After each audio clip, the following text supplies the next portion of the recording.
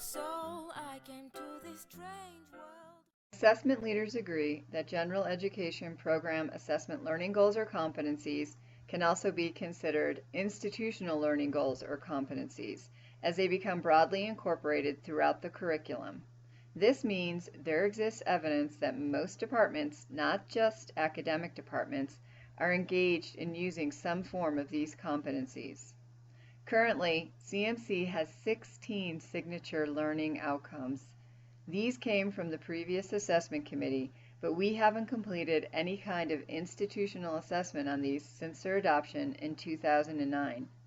Therefore, it is our recommendation to offer all faculty the opportunity to rank order the newly written 9 different state competencies, from which the top scoring 3 could be adopted as our new institutional learning goals or competencies.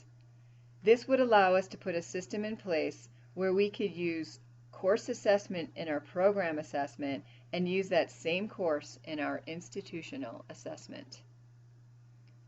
One course assessed can be used multiple times.